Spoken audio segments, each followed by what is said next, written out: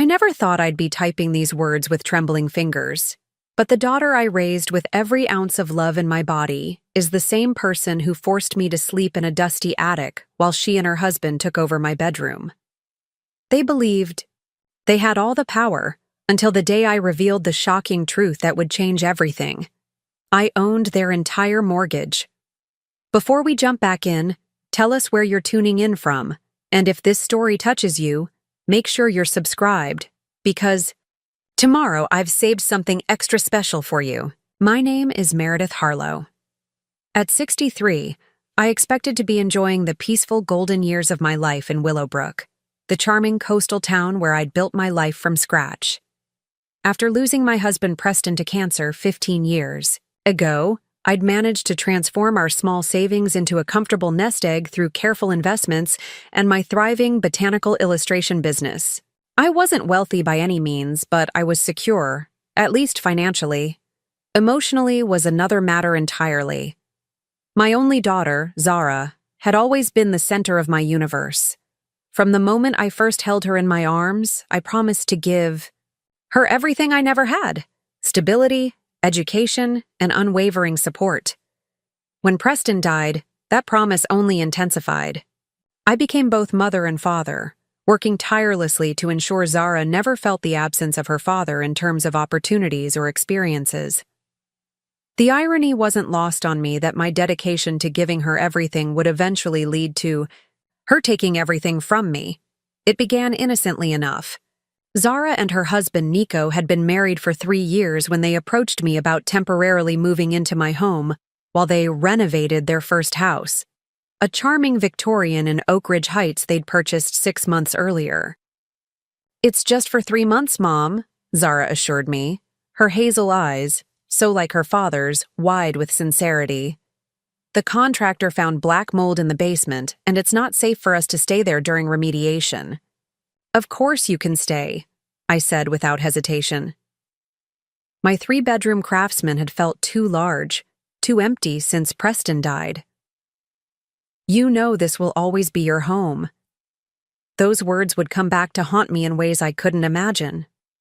The first week was blissful. Having Zara back under my roof reminded me of happier times.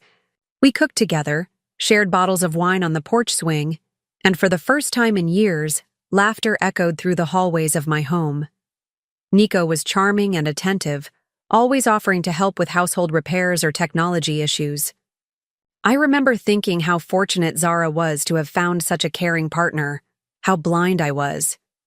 The shift was gradual, almost imperceptible at first.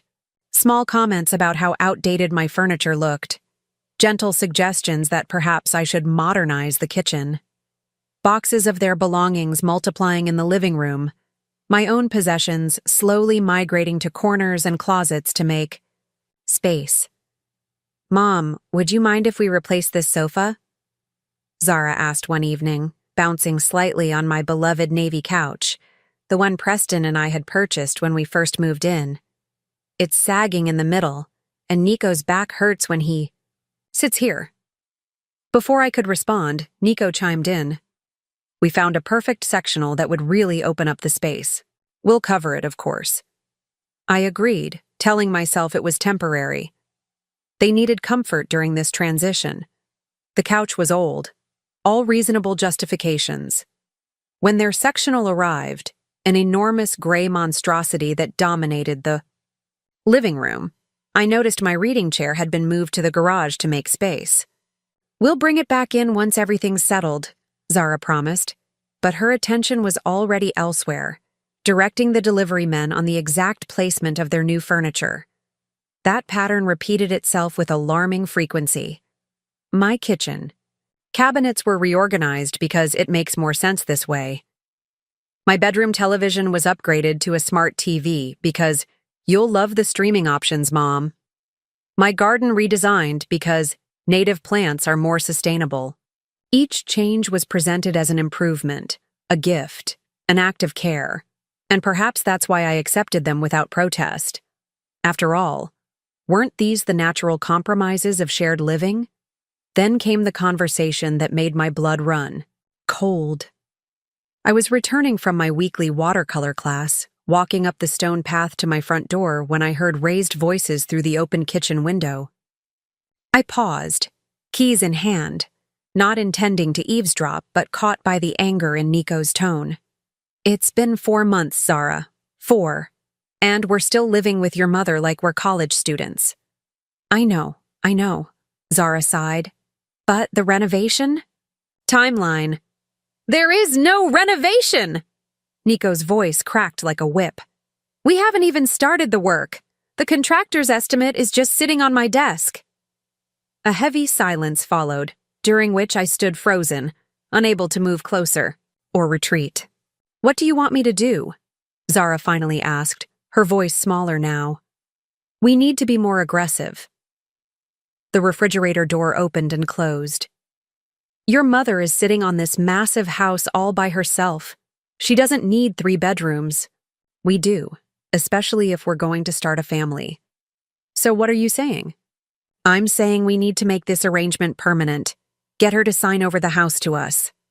"She won't do that," Zara protested, but her voice lacked conviction.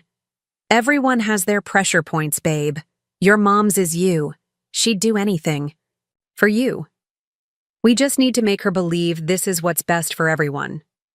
I felt sick. Physically, violently ill.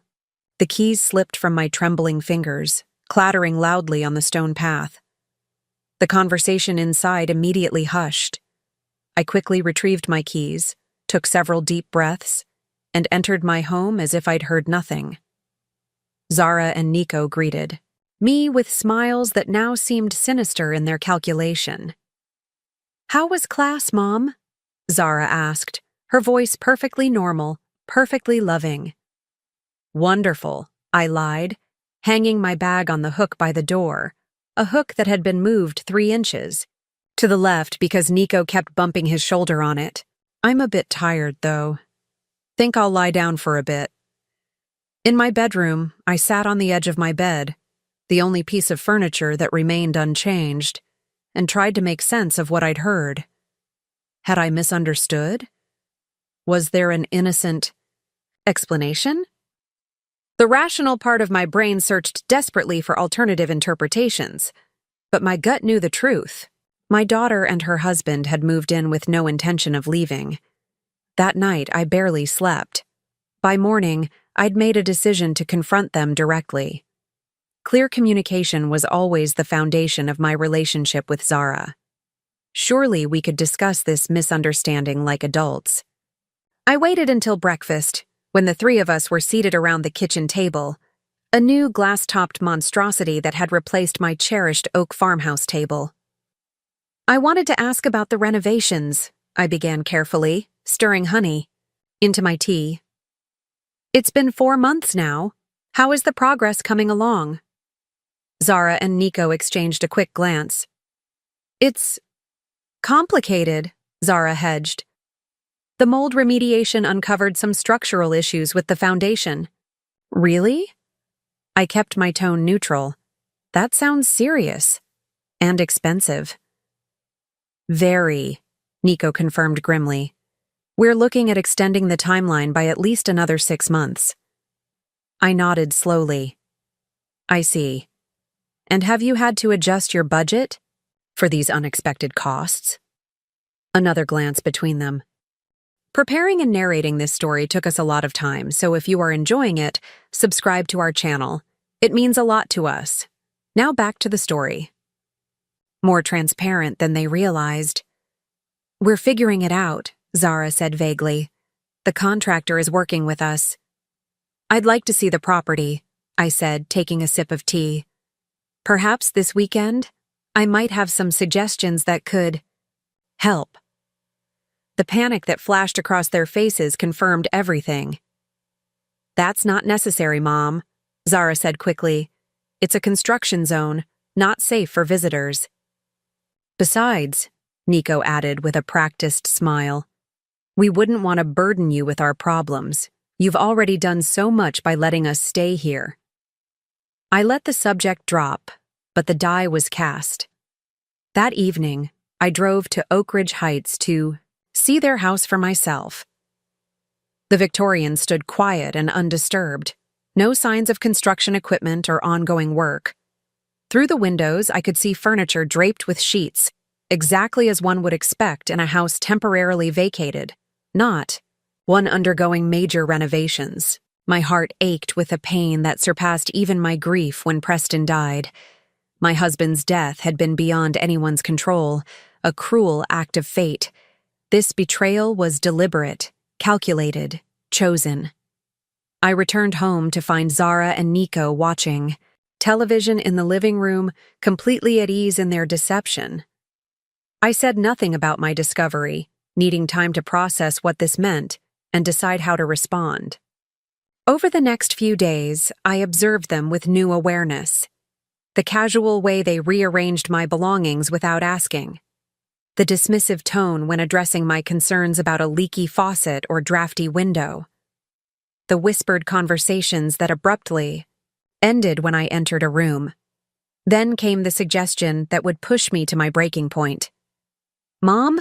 Zara began one evening, her voice honey-sweet in a way that now set off alarm bells. "Nico and I have been talking. We're worried about you. Using those steep stairs every day with your arthritis." I blinked in confusion. "I don't have arthritis." She waved away my correction as if swatting a fly.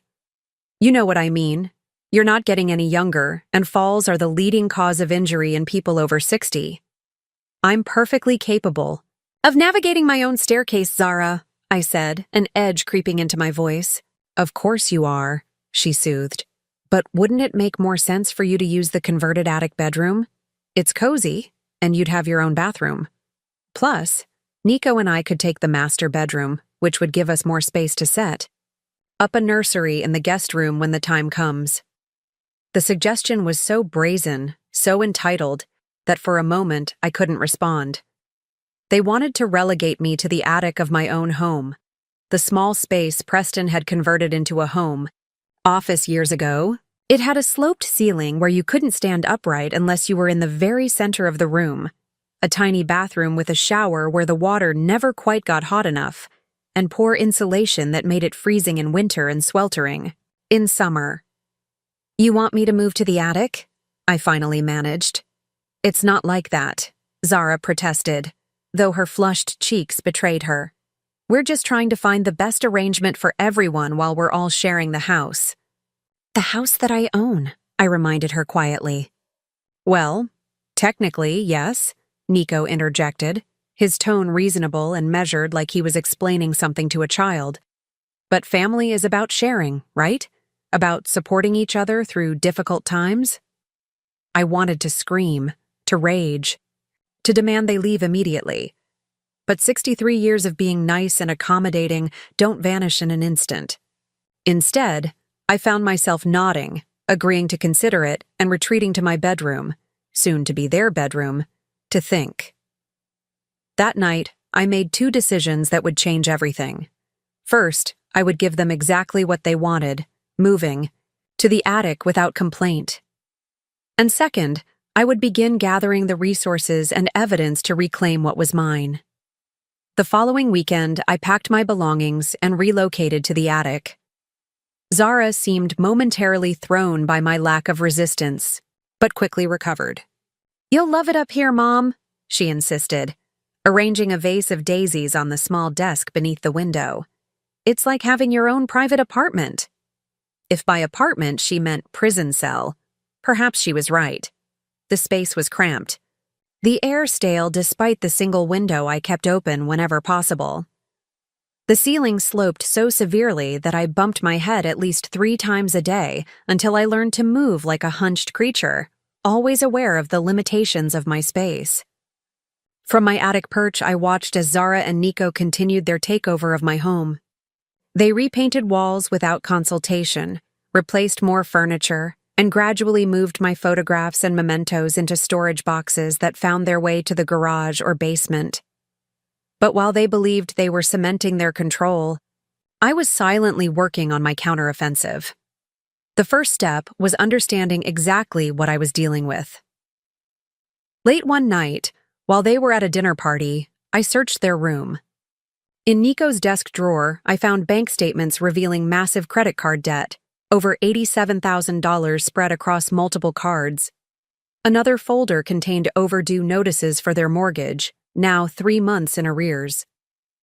The renovation story wasn't just a lie to stay in my home. It was a cover for their financial disaster. I also discovered something that made my blood run cold. Preliminary paperwork for transferring property ownership, with blank spaces where my signature would go. They weren't just planning to stay. They were planning to take my home entirely. Armed with this knowledge, I contacted my old friend Lorelei, a retired attorney who had helped me with Preston's estate. Her advice was clear. Document everything, secure my assets, and prepare for a confrontation that would likely end my relationship with my daughter. "Are you prepared for that possibility, Meredith?" she asked gently over coffee at her lakeside condo, far from any chance of being overheard. I stared into my cup, watching the light play across the surface of the dark liquid. "I don't think I have a relationship with my daughter anymore," I said finally. "Not a real one, not one based on love and respect." The admission hurt, but it also freed something in me.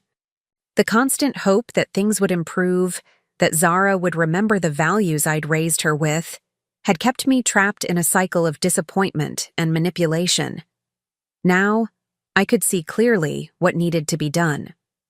The next morning, I contacted my bank to verify the security of my accounts, and was horrified to discover several unexplained withdrawals over the past 3 months.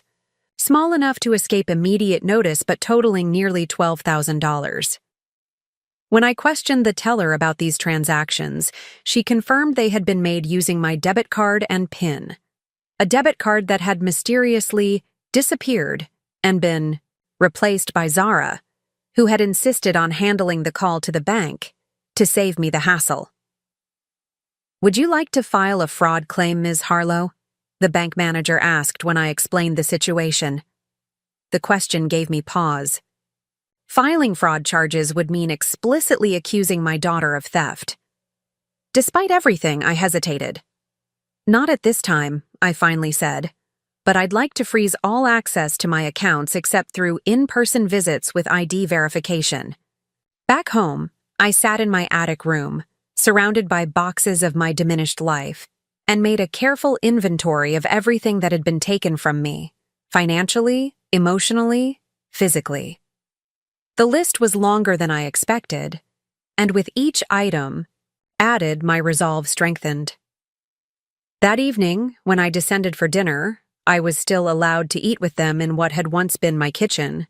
Zara noticed my subdued mood. "Is everything okay, Mom? You seem quiet." I measured my response carefully. "I'm just thinking about some financial matters. Nothing to worry about." Nico perked up immediately, like a predator sensing weakness. "Financial matters? Anything we can help with?" "Actually," I said, pushing my food around my plate, "I'm concerned about my retirement savings. The market hasn't been kind lately." The trap was set, and they walked right into it. "You know," Nico said, attempting to sound casual, "Zara and I have been talking. Your house is worth quite a bit now, probably triple what you and Dad paid for it. Have you considered downsizing? You could free up all that equity, invest it, and have a much more comfortable retirement." Zara nodded enthusiastically. "There are those lovely senior communities near Riverwalk. One-level living, activities, people your age." I widened my eyes in manufactured concern. "But those places are expensive, aren't they? And what would happen to you two?"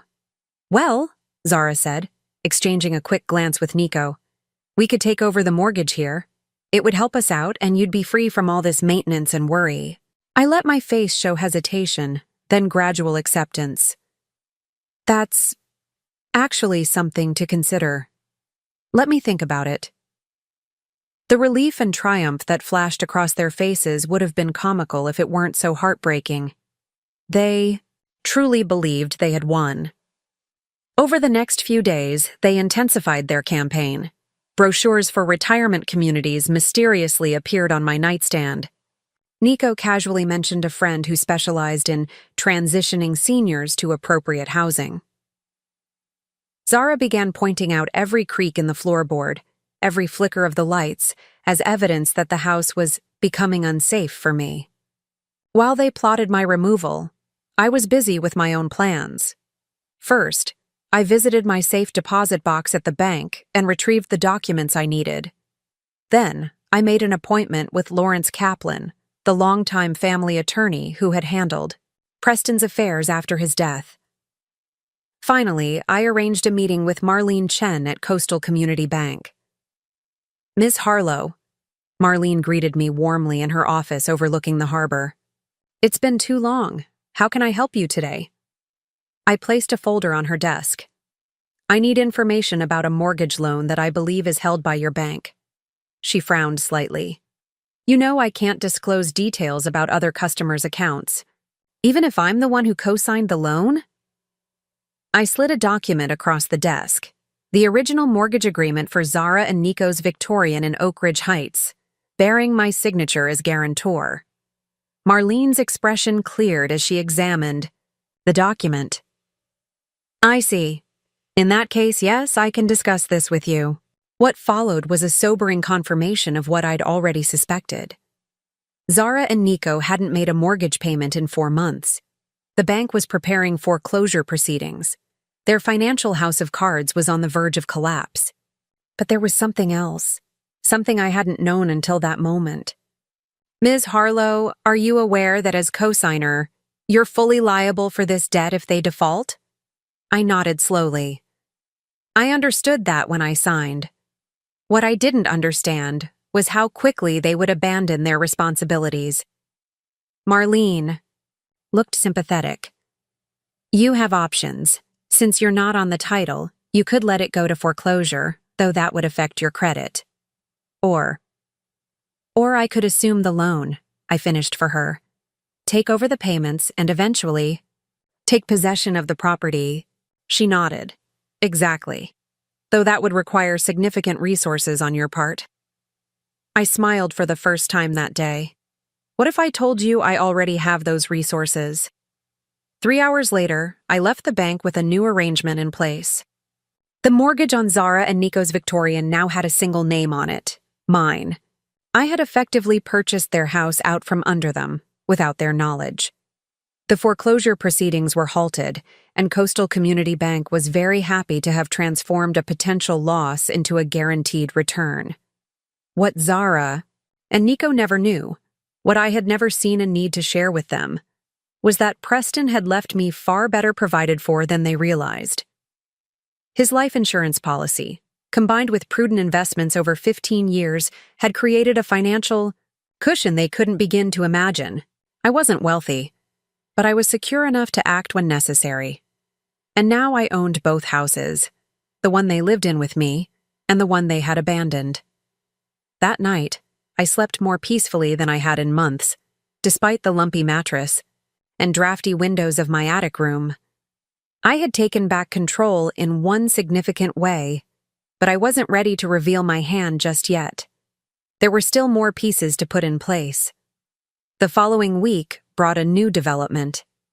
I returned from my watercolor class to find an unfamiliar elderly woman sitting in my living room, engaged in animated conversation with Zara. "Mom!" Zara exclaimed with excessive brightness.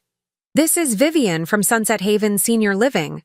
I mentioned how you were considering your options, and she was kind enough to come by for an informal chat." I set down my art supplies slowly, taking in the scene. The brochures spread across my coffee table, the eager smile on Vivian's face, the triumphant gleam in Zara's eyes. They were accelerating their timeline. "How thoughtful," I said, my voice carefully neutral, though I don't recall agreeing to meet with anyone yet. "It's just preliminary information," Zara said quickly. "No commitment." Vivian stood, extending a hand. "We have a lovely one-bedroom unit available next month. Zara mentioned you enjoy gardening? We have community plots available for residents." I smiled thinly. How convenient that a unit is available so soon. Over the next hour, I listened as Vivian extolled the virtues of Sunset Haven, the scheduled activities, the meal service, the 24-hour emergency response system. All for the reasonable monthly fee of $3,500, not including additional care services I might eventually need. And the best part, Vivian concluded, is that we handle the sale of your current home for you. Our partnership with Meridian Realty makes the transition seamless. I nodded thoughtfully.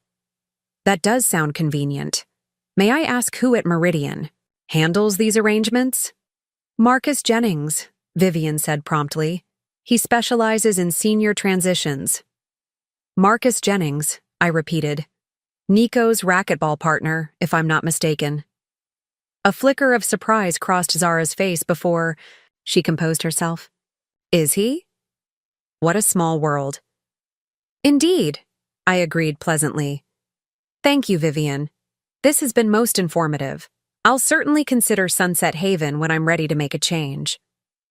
After Vivian left, Zara could barely contain her excitement. She said they could have you moved in by the end of next month. And they take care of everything. The house sale, the moving arrangements, all of it. It's a big decision, I said carefully. I'd want to consult with an attorney before signing anything. Zara's smile faltered slightly. An attorney? That's not necessary, Mom. Sunset Haven handles these transitions all the time. It's routine. Even so, I insisted. I'll speak with Lawrence Kaplan next week. Lawrence is old, Mom, Zara said dismissively. He's probably ready for Sunset Haven himself. Nico has a colleague who specializes in elder law. He'd be much more up to date. I shook my head. I prefer Lawrence. He's handled our family affairs for decades. The flash of frustration that crossed Zara's face told me everything I needed to know. They had a plan, complete with their own attorney who would undoubtedly guide me toward decisions that benefited them rather than me. That night, I heard them arguing in their bedroom. My old bedroom. Their voices carried through the heating, vent that connected to the attic. She's getting suspicious, Zara hissed. Mentioning Kaplan like that. Calm down, Nico replied. She's just being cautious. That's normal. We need to move faster. What if she changes her mind? Then, we'll find another approach. The important thing is to get her name off this house and our names on it. And what about our house? The bank called again today.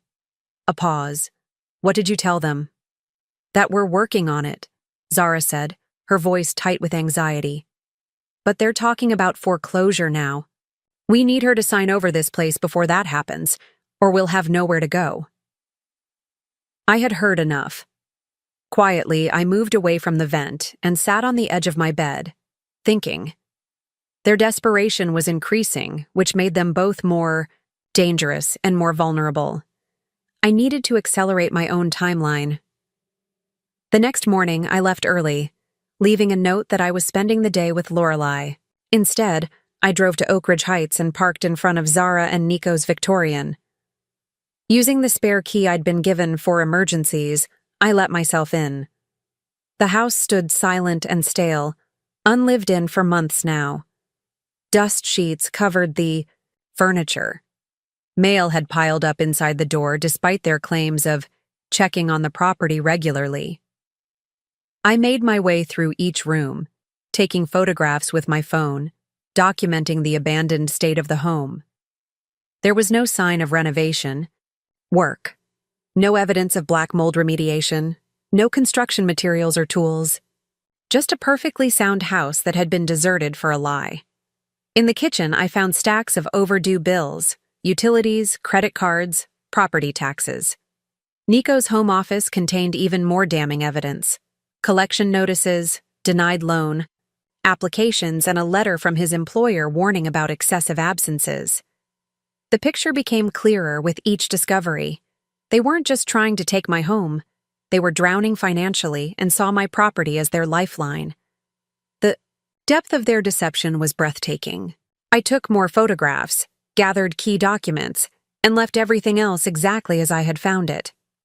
Back in my car, I sent the images to Lawrence Kaplan with a brief message explaining the situation.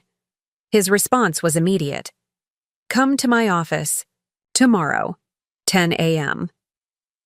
That evening, I maintained my role as the acquiescent mother considering a move to senior living. I asked questions about Sunset Haven, expressed appropriate concern about the cost, and gently probed about their plans for my house, if I decided to move. "We were thinking," Nico said, all practiced casualness, "that it might make sense for us to take over your mortgage. Since we're family, we could keep it simple, no real estate agents or banks involved." "Just a transfer of deed," Zara added eagerly. "Lawrence Kaplan could handle it if you insist on using him." I nodded thoughtfully. "That seems sensible, though I'd want fair market value, of course." They exchanged quick glances. "About that," Nico began cautiously, "given the work the house needs, new roof, updated electrical, not to mention the foundation issues, we were thinking more of an arrangement where we take over the remaining mortgage balance, which is considerably less than the market value," I noted. "Yes, but we'd be saving you the hassle of repairs and realtor fees," Zara explained as if doing me a tremendous favor. "Plus, the house stays in the family." I sipped my tea, letting the silence stretch uncomfortably before responding. "I'll discuss the options with Lawrence tomorrow." The flash of alarm that passed between them was almost comical. They hadn't anticipated I would actually follow through with consulting my attorney. "I could go with you," Zara offered quickly. "Help explain what we're thinking." "That won't be necessary," I said firmly. "This is a preliminary consultation about my options. If we move forward with any arrangement involving the house, you'll certainly be included in those discussions." That night, I packed a small bag with essentials: documents, medications, a few clothes, and the framed photograph of Preston that I'd managed to keep in my attic exile. Whatever happened tomorrow would set a new course, and I needed to be prepared for all possibilities. Morning came with a sense of both dread and determination. I dressed carefully in a tailored suit I hadn't worn in years, the one Preston had always said made me look formidable. I needed that armor today. Downstairs, Zara was already awake, pacing the kitchen with barely contained anxiety. "You're up early," I observed, "and dressed for work. I thought you had Thursdays off." She startled slightly. "Oh, schedule change. Listen, Mom, about the meeting with Lawrence." "Yes? I really think I should come with you. These legal matters can be confusing and—" "I've been handling legal matters since before you were born, Zara," I interrupted, my voice firmer than usual. "I'm perfectly capable of understanding my options and making my own decisions." Her face flushed. "I'm just trying to help." "I know," I said, softening slightly, "and I appreciate it. But this is something I need to do on my own first. We can discuss everything afterward." She didn't look convinced, but she nodded reluctantly. "Will you be home for dinner?" "I'm not sure," I said honestly. "Don't wait for me." Lawrence Kaplan's office was exactly as I remembered it. Wood-paneled walls lined with law books, the faint scent of pipe tobacco, though he'd quit smoking years ago, and the comforting presence of the man himself. At 72, Lawrence was still sharp as a tack, his silver hair and bow tie giving him the appearance of a distinguished professor rather than a seasoned attorney. "Meredith," he greeted me warmly, rising from behind his desk. "It's been too long." "Not by choice," I said, taking the offered seat. "Life has a way of getting complicated." "So I gather from your message and these photographs." He gestured to a folder on his desk, the evidence I'd sent him. "Before we begin, I want to be clear about something. What you've described, potentially, involves elder abuse, both financial and emotional. If that's the case, we have options beyond just civil remedies." I shook my head. I'm not interested in pressing charges or involving authorities, Lawrence. I just want my home and my dignity back. He studied me for a moment, then nodded. I understand. In that case, let's discuss your current situation and the options available to you. For the next 2 hours, Lawrence listened as I detailed everything, from the initial request to move in temporarily, to their gradual takeover of my home, to my discovery of their financial troubles and the plotting to force me into senior living while they took possession of my house. When I explained how I'd purchased their mortgage out from under them, he actually chuckled. Meredith Harlow, you never cease to amaze me. Preston would be proud. Would he? I wondered aloud. Or would he be heartbroken to see what our daughter has become? Lawrence's expression sobered. Perhaps both. But he would certainly approve of you standing up for yourself. Now, let's talk about next steps. By the time I left Lawrence's office, I had a clear path forward and the legal documents to support it. I also had the keys to a small apartment Lawrence had helped me secure, a temporary refuge if things at home became untenable. Instead of returning home immediately, I drove to Oak Ridge Heights once more. This time, I didn't just inspect the house, I began to clean it. I opened windows to air out the stale rooms. I dusted furniture and swept floors. I collected the scattered mail and organized it neatly on the entry table. I wasn't preparing the house for them, I was preparing it for what came next. It was nearly 7 in the evening when I finally returned home, finding Zara and Nico waiting in the living room like sentries. Their expressions shifted from anxiety to relief when I walked through the door. "Mom!" Zara exclaimed, jumping up. "We were worried. You didn't answer your phone." I set down my purse calmly. I turned it off during my meeting with Lawrence, and forgot to turn it back on. "I'm sorry if I caused you concern." "How did the meeting go?" Nico asked, trying and failing to sound casual.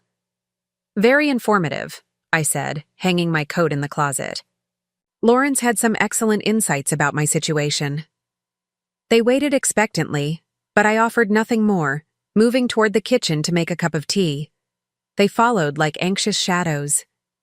"Did you discuss the house?" Zara finally pressed. When I remained silent, I turned to face them, teacup in hand. "Yes, we discussed the house. Both houses, actually." The color drained from Nico's face. "Both houses?" "Yes," I said evenly. "This one and the Victorian in Oak Ridge Heights that you abandoned 4 months ago. The one with no black mold, no renovation work, and no structural issues. The one you're about to lose to foreclosure." They froze, the blood draining from their faces as they realized I knew everything. "Mom, we can explain," Zara began, her voice trembling. I held up a hand to silence her. "I've seen the house, Zara. I've seen the bills, the collection notices, the warning letter from Nico's employer. There's nothing to explain. You lied to me, consistently and deliberately, to exploit my generosity while planning to take my home from me." "That's not fair," Nico protested weakly. "We were just trying to find a solution that worked for everyone." "A solution," I repeated. "Is that what you call forcing me into an attic while plotting to ship me off to a retirement home and steal my house? Is that what you call lying about renovations that don't exist and financial problems you created through your own irresponsibility?" Zara's eyes filled with tears. Whether genuine or another performance, I couldn't tell anymore. "We made mistakes, Mom. We got in over our heads, but we're family. Can't we work this out?" "Family," I echoed, the word tasting bitter on my tongue. "Is that what we are? Because from where I stand, family doesn't treat each other this way. Family doesn't lie and manipulate and steal." "We never stole from you," Nico insisted. I laughed, a short, harsh sound that surprised even me. "The $12,000 from my bank account says otherwise. The wedding silver that's mysteriously missing says otherwise. My attic exile says otherwise." They had no response to that. standing in stunned silence as their carefully constructed web of lies collapsed around them. "Here's what's going to happen," I continued, my voice steady and controlled. "Tomorrow morning, you will pack your belongings and vacate my house. You will return any items of mine that you've appropriated. You will provide a full accounting of funds taken from my accounts without authorization." "And go where?" Zara demanded, finding her voice again. "You know we can't afford another place right now." "Actually," I said, setting down my teacup, "you can return to your Victorian in Oak Ridge Heights. I've spent the afternoon cleaning it for you." Confusion crossed their faces. "But the foreclosure," Nico began, "has been halted," I finished for him. "Because as of last week, I own your mortgage." The silence that followed my announcement was deafening. Zara and Nico stood frozen, their expressions shifting from confusion to disbelief as the implications of my words sank in. "You... what?" Zara finally stammered, her voice barely above a whisper. "I purchased your mortgage from Coastal Community Bank," I repeated calmly. "They were quite eager to offload a loan that was heading for default. As your guarantor, I was able to assume full ownership of the debt, and potentially the property." Nico's face had turned an alarming shade of gray. "You can't do that. It's not legal." I smiled thinly. "Lawrence assures me it's perfectly legal. I have all the documentation if you'd like to review it." "This is insane," Zara hissed, her shock transforming into anger. "You went behind our backs? You're supposed to be helping us, not whatever. This is." "Helping you?" I echoed, genuine bewilderment in my voice. "Is that what you think you've been asking for? Help?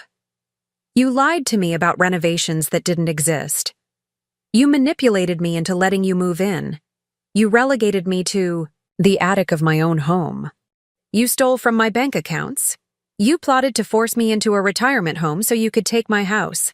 And now you're upset that I went behind your backs?"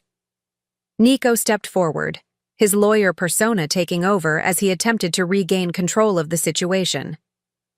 "Look, Meredith, I understand you're upset. We should have been more transparent about our financial situation, but buying our mortgage, that's an extreme reaction. We can work this out like family." "Family," I repeated, the word hollow in my mouth. "You two have a very strange definition of family. In my experience, family doesn't treat each other as means to an end." Zara's eyes filled with tears. "Mom, please. We were desperate. We made mistakes. But we're still your family. Your only family." For a moment, I felt the familiar tug of maternal obligation, the instinct to soothe, to forgive, to sacrifice my own well-being for my child's. It was a reflex so deeply ingrained that even now, faced with their blatant betrayal, I felt its pull. But then I remembered the attic. The cold nights spent huddled under insufficient blankets. The isolation. The way they spoke about me when they thought I couldn't hear. The old woman. Dead weight. A means to an end. I remembered my missing wedding silver and the unauthorized withdrawals from my account. I remembered the dog-eared brochures for Sunset Haven and the eager plans to ship me off like unwanted furniture. "No," I said finally, my voice stronger than it had been in months. "Not anymore. You stopped being family the moment you decided I was nothing more than an obstacle to your financial salvation." "So what now?" Nico demanded, desperation edging into his tone. "You're going to throw us out? Force us back to a house we can't afford?" "That's entirely up to you," I replied. "As the mortgage holder, I'm offering terms. You can return to your home in Oak Ridge Heights and resume payments. To me, not the bank. The interest rate will remain the same. Any missed payments will be added to the principal. Or you can choose to walk away, in which case, I'll take possession of the property and sell it to recoup my investment." "And if we stay here?" Zara challenged, crossing her arms defensively. That's not an option, I said quietly. You have until noon tomorrow to remove yourselves and your belongings from my home. Anything left behind will be considered abandoned property. You can't be serious, Zara's voice cracked with disbelief. You're throwing your own daughter out on the street? Over what? A few white lies? Some borrowed money? The audacity of her characterization nearly took my breath away. Borrowed implies intention to return, Zara. And these weren't white lies. They were calculated deceptions designed to deprive me of my home and financial security. We were going to take care of you, she protested, just in a more appropriate setting for your age. My age, I repeated slowly. I'm 63, Zara, not 93. I'm in perfect health, mentally sharp, and fully capable of living independently, as I've been doing since your father died 15 years ago. The only appropriate setting for me is the home I've maintained and paid for through decades of hard work. Nico, sensing the conversation was spiraling beyond recovery, placed a restraining hand on Zara's arm. Let's take a step back here. We're all upset. Maybe we should sleep on this and discuss it with clearer heads tomorrow. There's nothing to discuss, I said firmly. My decision is final. You will vacate my home by noon tomorrow. You may return to your house in Oak Ridge Heights and resume mortgage payments, or you may find alternative arrangements. Those are your only options. Without waiting for their response, I turned and climbed the stairs to my attic room, for what I hoped would be the last night. Behind me, I heard the harsh whispers of their argument begin, but I didn't linger to eavesdrop. I'd heard enough of their true feelings to last a lifetime. In my small attic space, I sat on the edge of the bed and finally allowed myself to feel the full weight of what had transpired. The daughter I had raised, loved, sacrificed for. She had been planning my disposal as casually as one might plan to upgrade an appliance. The realization brought a wave of grief so profound it momentarily took my breath away. I picked up the framed photograph of Preston from my nightstand, tracing his face with my fingertip. What did we do wrong? I whispered to his smiling image. Where did we lose her? No answer came, of course, just the distant sounds of Zara and Nico's heated argument filtering up through the floorboards. I set the photograph down and began to pack what few belongings remained with me in the attic. Tomorrow would be a new beginning, one way or another. Sleep eluded me that night. Every creak of the house, every muffled voice from below kept me alert and wary. Around 2 a.m, I heard footsteps on the stairs leading to the attic. I sat up, heart pounding, as a gentle knock sounded on my door. Mom? Zara's voice, thick with tears. Are you awake? Can we talk? I hesitated, torn between maternal instinct and self-preservation. Finally, I rose and opened the door a few inches, keeping the chain lock engaged, a precaution I'd installed my third night in the attic after finding my jewelry box had been disturbed. Zara stood in the dim hallway, her face streaked with tears, looking younger and more vulnerable than she had in years. For a moment, I saw echoes of the little girl who had once crawled into my bed during thunderstorms, seeking comfort and protection. It's very late, Zara, I said quietly. I know, I'm sorry, but I couldn't sleep. She wiped at her cheeks with the back of her hand.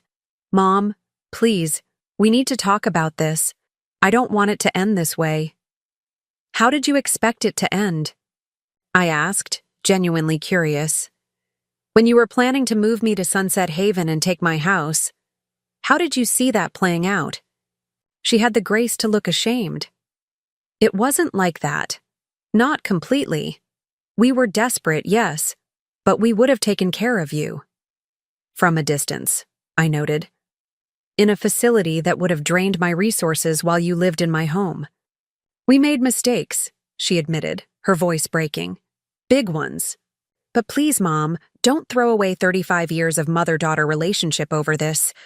We can fix this. Give us another chance. The plea tugged at my heart. But I had given chances before. So many chances. Every time money disappeared from my wallet. Every time a promised visit was canceled at the last minute. Every time my boundaries were ignored and my generosity taken for granted. I had forgiven, made excuses, convinced myself that next time would be different. There would be no next time. I'm not throwing away our relationship, Zara, I said gently. You did that when you decided I was nothing more than a means to an end. When you took my home, my dignity, and my trust. Some things once broken can't be repaired. Her face crumpled. So that's it? You're just cutting me off? Your only child? I'm setting boundaries, I corrected. Something I should have done long ago. You're an adult, Zara. Your choices have consequences. This is one of them. She stared at me for a long moment, her expression shifting from hurt to something harder, colder. You'll regret this. When you're old and alone and have no one to help you, you'll remember this moment and wish you'd made a different choice. The threat was so nakedly manipulative that it almost made me laugh. This was the true Zara, the one who had schemed to take my home, who had dismissed me as dead weight, who saw my value only in what I could provide her. I'd rather be alone than be used, I said simply, and closed the door. I listened as her footsteps retreated down the stairs, then sank onto the edge of my bed, trembling slightly. There was no satisfaction in this confrontation, no sense of victory or vindication, only a profound sadness for what had been lost, or perhaps had, never truly existed except in my hopeful imagination. Morning came with the sounds of activity below, doors opening and closing, muffled voices, the thud of items being moved. I dressed carefully in clothes I had selected the night before, a simple blouse and slacks that represented neither surrender nor confrontation. This was not a day for battle armor or for weakness. When I descended the stairs at precisely 8 a.m., I found the living room in disarray. Boxes were stacked haphazardly. Furniture had been shifted, and items I hadn't seen in months had reappeared from whatever hiding places they had been relegated to. Zara and Nico moved through the chaos like automatons, their faces set in identical masks of resentful compliance. Good morning, I said, making my way to the kitchen to start coffee. Neither responded, though Nico shot me a dark look before disappearing into what had once been my bedroom. I prepared my coffee in silence, taking comfort in the familiar ritual. As the rich aroma filled the kitchen, I allowed myself a moment of quiet reflection. This was not how I had imagined my relationship with my daughter would evolve. In my dreams, we would have grown closer as she matured, becoming friends as well as family. I had envisioned holidays filled with laughter, shared confidences over cups of tea, the joy of watching her build a life filled with integrity and purpose. Instead, here we were, strangers occupying the same space, bound by blood, but separated by choices that could not be undone. My reverie was interrupted by Zara's voice, sharp with accusation. Where's my grandmother's china set? I turned to find her standing in the kitchen doorway, arms crossed defensively. In the cabinet where it's always been, I replied calmly. Though it's my mother's china, not yours. You promised it to me, she insisted. Years ago, you said I could have it when I got my own place. I nodded slowly. I did, and you've had your own place for 4 years now. Yet you never took it, never showed any interest in it until this moment. Because we were living in an apartment before the Victorian, she argued. There wasn't space for a full china set. And now? She faltered slightly. Now I want what's mine. It isn't yours, Zara, I said gently. It was a conditional gift, one I'm rescinding, in light of recent events. The china stays with me. Her face flushed with anger. You can't do that. You can't just take back things you promised me. Actually, I can, I replied. Just as you can't simply take my home because it would be convenient for you. We don't always get what we want, Zara. Something you seem to have difficulty understanding.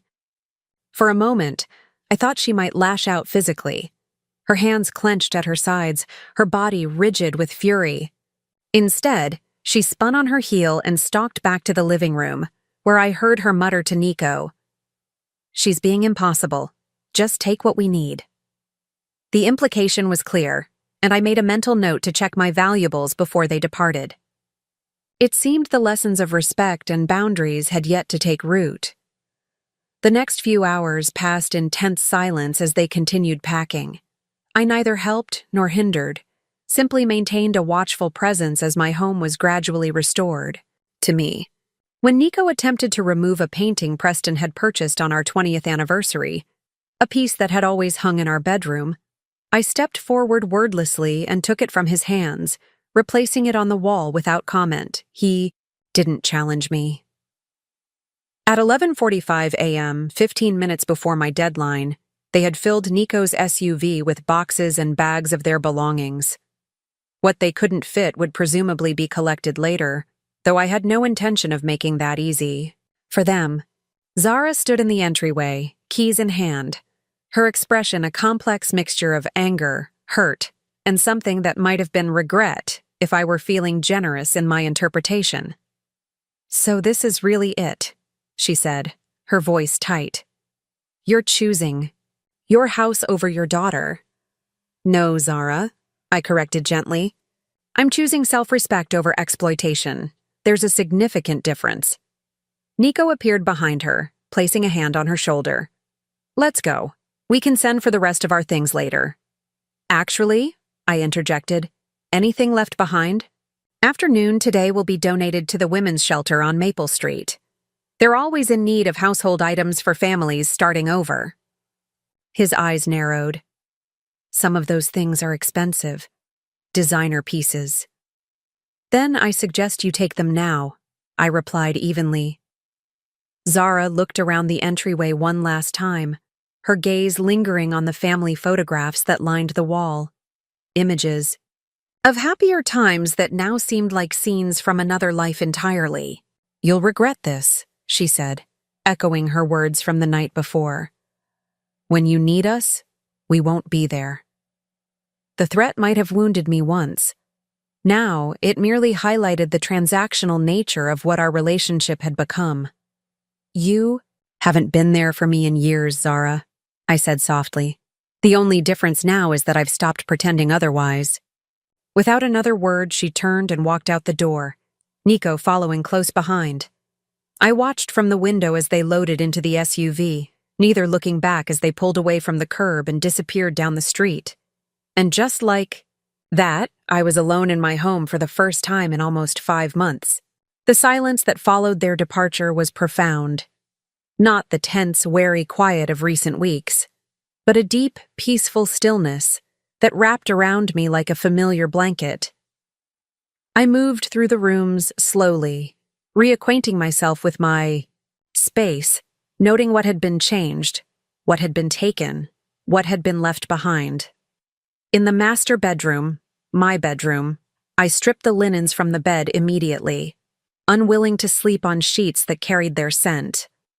I opened windows throughout the house, letting fresh air sweep away the lingering presence of betrayal and disappointment. As I worked, I allowed myself to fully feel the complex emotions I had been holding at bay. Grief for the daughter I had lost, or perhaps never truly had. Anger at the depth of their deception. Relief at reclaiming my space and autonomy. And, beneath it all, a profound sadness that family, something that should be a source of comfort and security, had become a battlefield where I had to defend my very existence. By evening, I had reclaimed the essential spaces of my home: bedroom, bathroom, kitchen, living room. The rest would wait for another day. I was exhausted, emotionally and physically drained by the confrontation and its aftermath. As I prepared a simple dinner, the first meal in months I had cooked solely for my own enjoyment, my phone rang.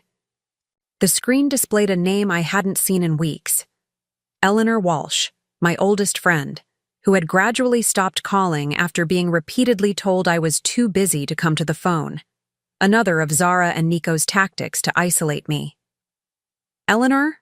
I answered, my voice warm with genuine pleasure. "It's been too long." "Meredith," she replied, concern evident in her tone. "Are you all right? I've been worried sick. You haven't answered calls or texts in weeks, and when I stopped by last month, Zara said you were resting and couldn't be disturbed." The revelation didn't surprise me, but it stung nonetheless. "I'm fine now," I assured her. "But I have quite a story to tell you, if you have time to listen." "For you?" "Always. Do you want company? I could bring over that red blend you like and those cheese straws from Henrietta's bakery." The offer of simple friendship, genuine, unconditional connection, brought unexpected tears to my eyes. "I'd like that very much," I said, my voice slightly husky with emotion. An hour later, Eleanor arrived at my door, wine and cheese straws in hand, her familiar smile a balm to my wounded spirit. As we settled in the living room, now restored to some semblance of its former comfort, I began to share the full story of what had transpired in the months of my isolation. Eleanor listened with growing horror, her expressive face registering shock, anger, and dismay as I described Zara and Nico's campaign to take my home and dispose of me in a senior living facility. "Those ungrateful, manipulative—" She broke off, too furious to continue. "And to think I felt guilty for not trying harder to see you. I should have known something was wrong when they kept making excuses." "You couldn't have known," I assured her. "They were very careful. Very convincing." "But to send you to the attic," she exclaimed, outrage coloring her voice. "In your own home. It's like something out of a Victorian novel. The inconvenient relative locked away in the attic." The comparison was apt enough to make me smile ruefully. At least they didn't claim I was insane. Though I suspect that might have been their next move if the Sunset Haven plan had fallen through. Eleanor reached across the sofa to clasp my hand tightly. "I'm so sorry, Meredith. No one should have to endure that kind of betrayal, especially not from their own child." "The worst part," I admitted quietly, "is that I still love her. Despite everything. Is that pathetic?" "It's human," Eleanor said gently. "She's your daughter. Of course you love her. That doesn't mean you have to accept her behavior or allow her back into your life on the same terms as before." I nodded, grateful for her understanding. "I've set boundaries now, clear ones, including taking ownership of their mortgage." At this revelation, Eleanor's eyes widened, then a slow smile spread across her face. "Meredith Harlow, you brilliant woman. You outplayed them at their own game." "It wasn't about winning," I clarified. "It was about protecting myself and holding them accountable. They need to understand that actions have consequences." "And now they're back in their own house, paying you mortgage payments?"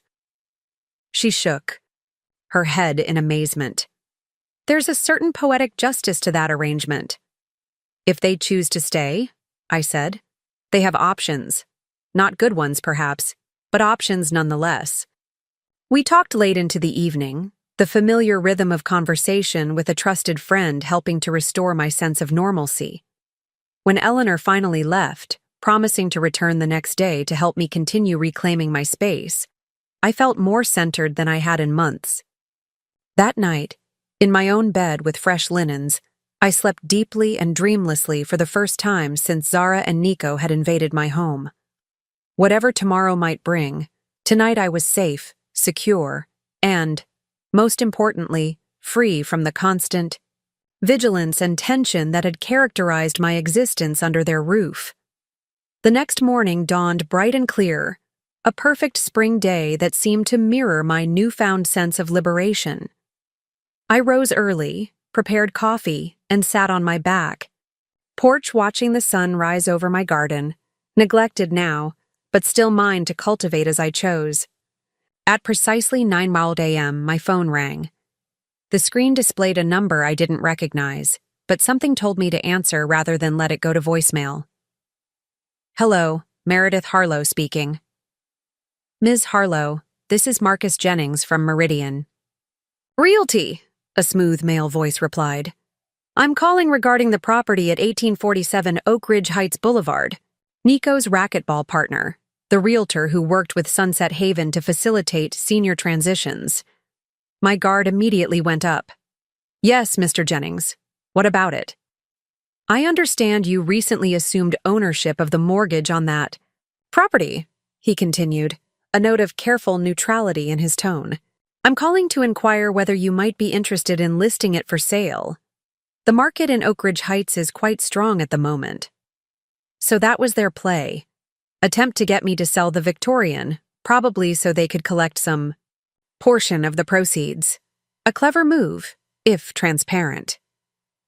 I'm not interested in selling at this time, Mr. Jennings, I replied calmly, but thank you for your interest.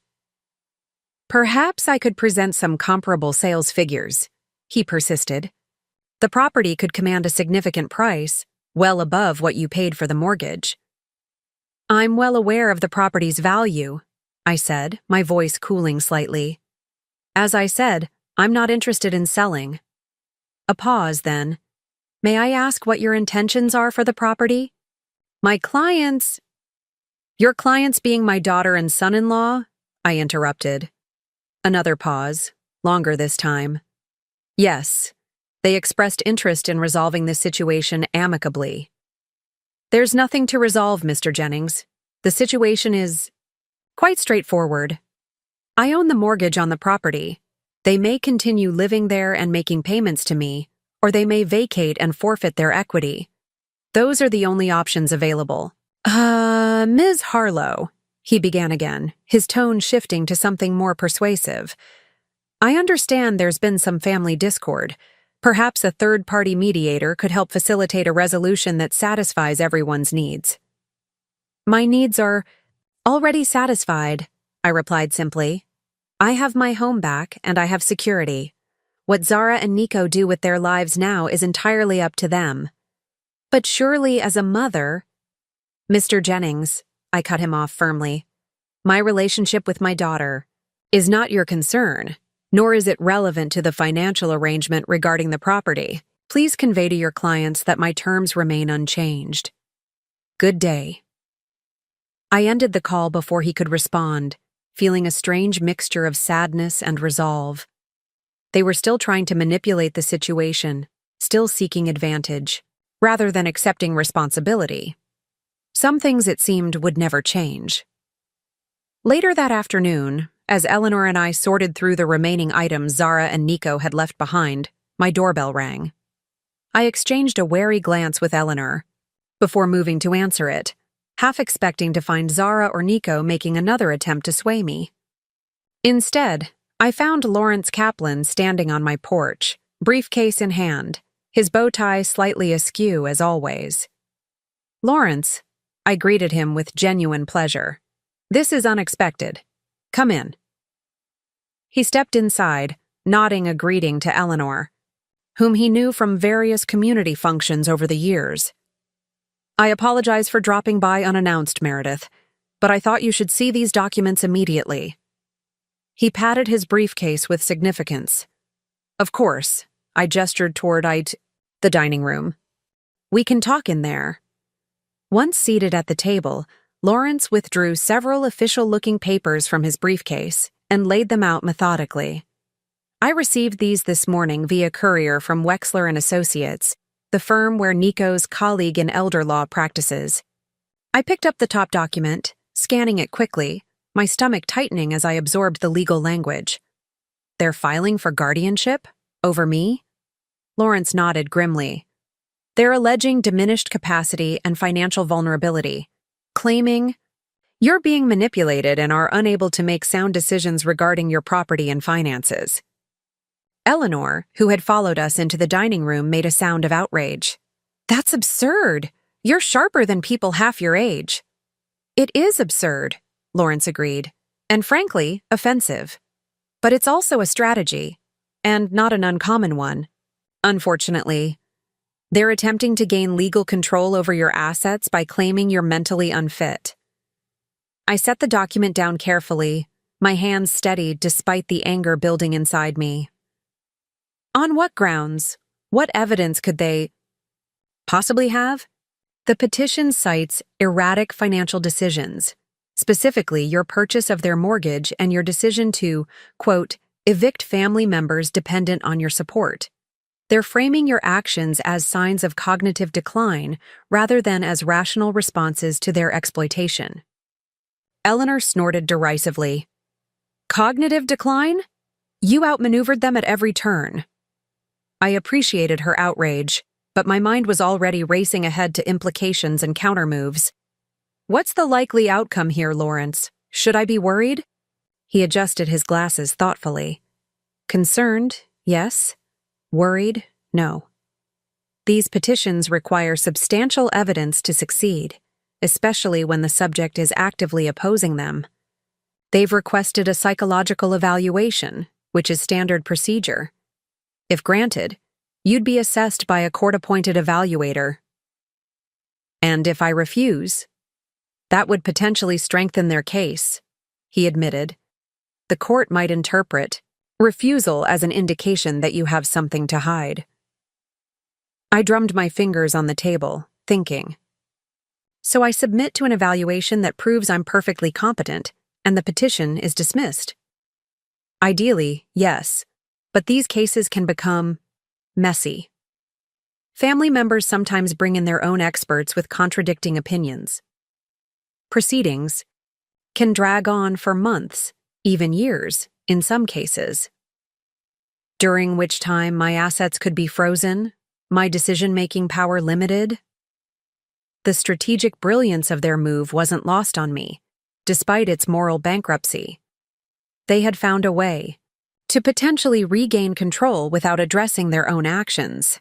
Lawrence nodded grimly. Possibly, though we would fight any temporary orders vigorously. But Meredith, there's something else you should know.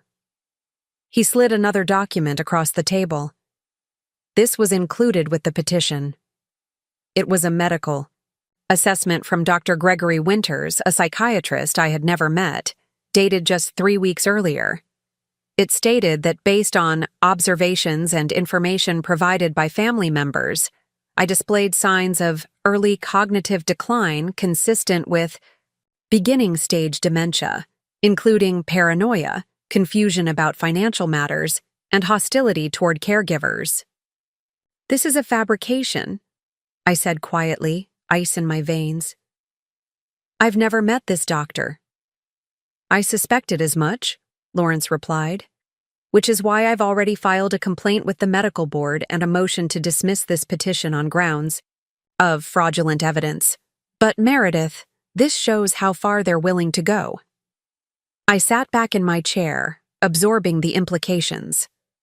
My own daughter was willing to have me declared mentally incompetent, to strip me of my autonomy and dignity, rather than accept the consequences of her actions. The betrayal cut deeper than I had thought possible, opening wounds I had believed were already at their most painful. Eleanor reached across the table and squeezed my hand. What do you need from me? Character witness? I'll tell any court exactly what I think of this nonsense. Thank you, I said, grateful for her unwavering support. But I think this requires a more decisive approach. I turned to Lawrence. What would happen if I sold my house? Right now, before any temporary orders could be issued. Lawrence's eyebrows rose slightly. You're considering moving? I'm considering removing the primary target, I clarified. If I no longer own this house, if I've converted it to liquid assets that can be protected through other means, their primary motivation disappears.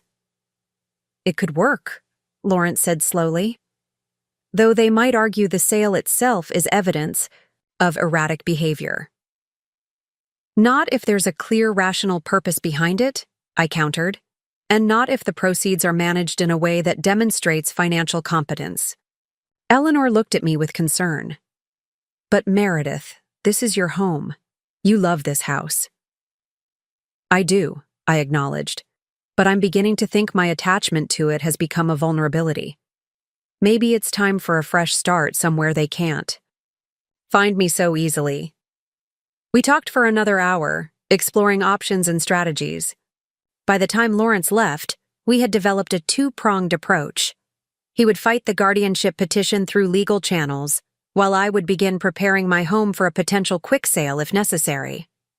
As Eleanor helped me clear away the teacups we had used during our strategy session, she asked the question I had been avoiding. What about their mortgage? The Victorian? I sighed, leaning against the kitchen counter. That's the complicated part. If I sell this house and move, I'll need to decide whether to keep their mortgage as an investment or sell it to another lender. And if you sell it? Then they'd be making payments to someone else, someone who might not be as understanding about late payments or financial hardships. The implication hung in the air between us. They don't deserve your consideration, Eleanor said firmly. Not after this. It's not about what they deserve, I replied softly. It's about who I am, who I choose to be in response to their actions. That night, after Eleanor had gone home with promises to return the next day, I sat alone in my living room, surrounded by the accumulated memories of decades. Family photographs that now seemed like artifacts from a fiction. Books Preston and I had read together. The throw blanket Zara had given me for Christmas 3 years ago.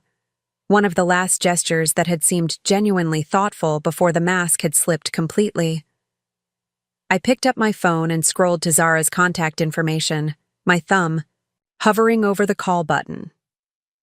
Part of me, the mother who had held her through childhood fevers and teenage heartbreaks, wanted to reach out one more time to find some path to reconciliation that wouldn't require surrender of my dignity or security.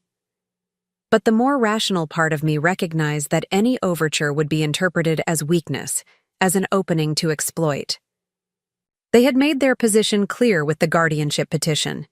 There would be no good faith negotiations, no mutual respect, no recognition of the harm they had caused. I set the phone down without calling. The following morning brought sunshine and a sense of purpose. I had slept surprisingly well, perhaps because a decision had crystallized in my mind during those quiet hours of reflection.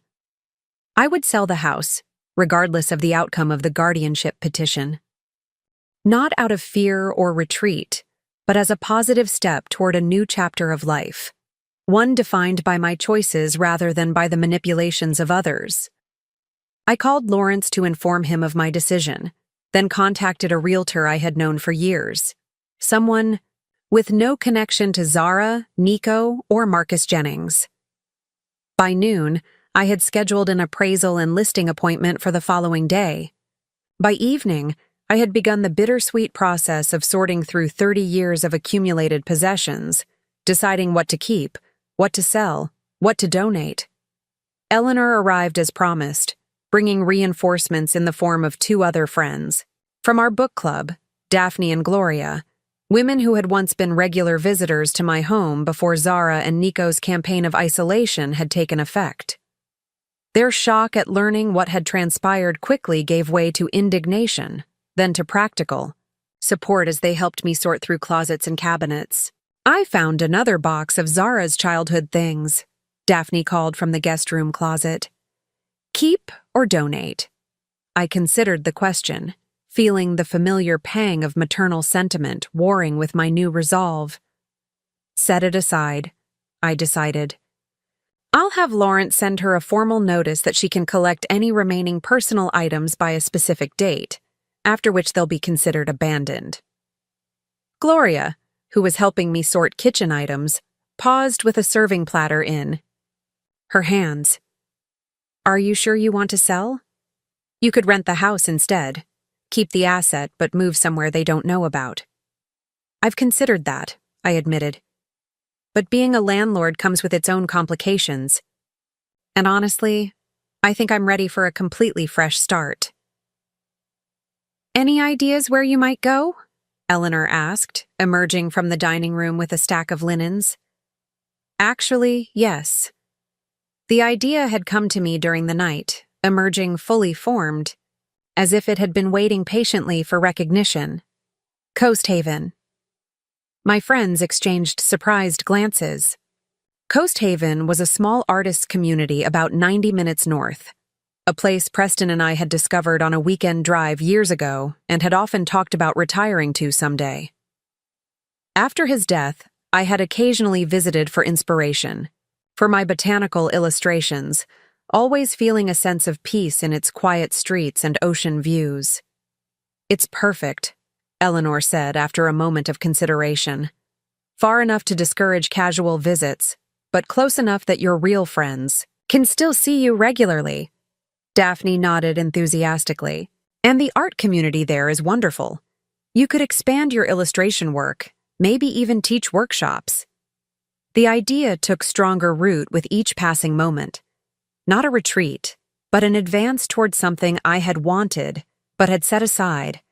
In the aftermath of Preston's death, a community where creativity was valued, where I might find new purpose and connection. By the end of the day, surrounded by boxes and sorting piles, I felt lighter than I had in months, years perhaps.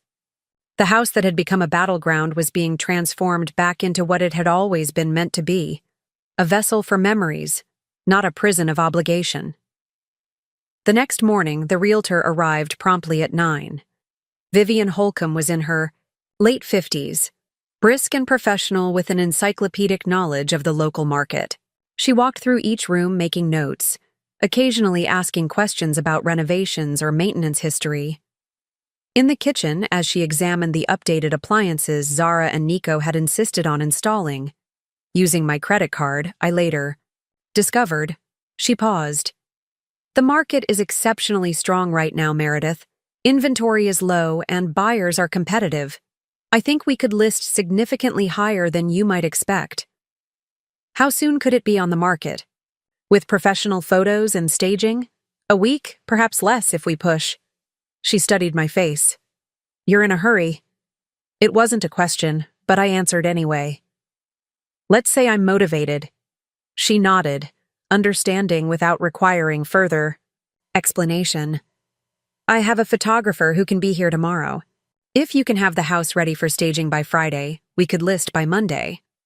"I'll be ready," I promised. After she left, I continued the work of sorting and packing with renewed energy. The timeline was ambitious but achievable, especially with the help of my friends who had promised to return for what Gloria was now calling Operation Fresh Start. Around noon, my phone rang. Unknown number. I almost let it go to voicemail, wary of another contact from Zara or Nico's camp, but something prompted me to answer. "Hello? Ms. Harlow, this is Detective Sarah Emerson with the Willowbrook Police Department. Do you have a moment to talk?" My heart skipped a beat.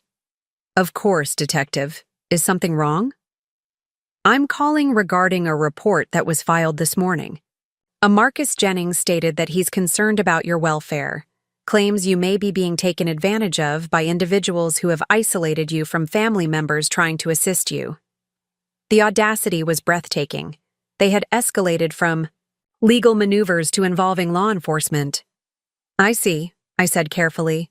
"And did Mr. Jennings mention that he's a business associate of my son-in-law, or that they're currently the subjects of a complaint I've filed regarding elder financial abuse?" A pause. "No, he didn't mention those details." "Detective Emerson, I appreciate the department's concern, but I assure you I'm perfectly fine. In fact, I have 3 friends here with me right now helping me prepare for a house sale. You're welcome to stop by and verify my well-being in person if that would put the matter to rest." Another pause, shorter this time. "That won't be necessary, Ms. Harlow, but I do need to follow up on reports like this as a matter of procedure. Would it be possible for you to come to the station sometime this week to make a statement? That would allow us to close the file." "Of course. Would tomorrow afternoon work? Around 3? "That would be fine. Thank you for your cooperation, Ms. Harlow." After ending the call, I immediately phoned Lawrence to update him on this latest development. His reaction was one of controlled anger. "This is escalation," he said grimly. "They're attempting to create a paper trail of concerns about your mental state to support their guardianship petition. We need to counter with documentation of our own." He advised me to bring Eleanor to the police station as a witness, to have my doctor write a current letter attesting to my mental competence, and to begin recording all communications from Zara, Nico, or anyone acting on their behalf. "And Meredith," he added before hanging up, "be careful. If they're willing to go this far, there's no telling what else they might attempt." The warning sent a chill through me.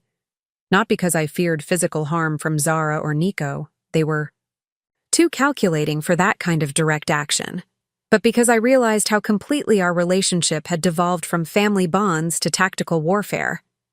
That evening, as I continued sorting through the master bedroom, I came across a small velvet jewelry box tucked in the back of my dresser drawer. Inside was the diamond pendant Preston had given me on our last anniversary before his diagnosis, a sapora, simple teardrop stone on a platinum chain that caught the light in mesmerizing ways. I had worn it constantly during his illness, drawing strength from its presence. After his death, it had been too painful to continue wearing, too raw a reminder of what I had lost. I had carefully tucked it away, promising myself I would wear it again when the grief had softened enough to allow for celebration of our life together, rather than mourning of its end. Somehow, in the chaos and demands of moving forward alone, raising Zara through her turbulent college years, building my illustration business, the pendant had remained in its velvet nest, forgotten. I lifted it from the box, watching as it caught, the evening light streaming through the window. Without hesitation, I fastened it around my neck, feeling its familiar weight settle against my skin. "I think it's time, Preston," I said softly to the empty room. "Time to remember the joy, not just the loss." The next day brought a flurry of activity. The real estate photographer arrived early, capturing images of each room from multiple angles. Eleanor accompanied me to the police station, where Detective Emerson took my statement regarding the situation with Zara and Nico, listening with increasing concern as I detailed their actions over the past months. "Ms. Harlow, this sounds like a clear case of attempted financial exploitation," she said when I had finished. "Would you like to file formal charges?" The question gave me pause. Filing criminal charges would irrevocably transform the conflict, with Zara from a family dispute to a legal matter with potentially serious consequences for her and Nico. "Not at this time," I said finally. "I've taken steps to protect myself and my assets. If the situation escalates further, I may reconsider." Detective Emerson nodded, understanding the complexity of family dynamics even in situations of abuse or exploitation. "That's your right. But please know, the option remains available should circumstances change." She provided me with resources for elder protection services and assured me that Mr. Jennings's report would be noted as unfounded in their records. As Eleanor and I left the police station, I felt both relieved and saddened. Relieved that law enforcement now had an accurate record of events, saddened that such measures had become necessary in dealing with my own daughter. "You could have pressed charges," Eleanor said as we drove back to my house. "No one would have blamed you." "I know," I replied softly, "but I'm not ready to cross that line. Not yet. Maybe not ever." She glanced at me, concern evident in her expression.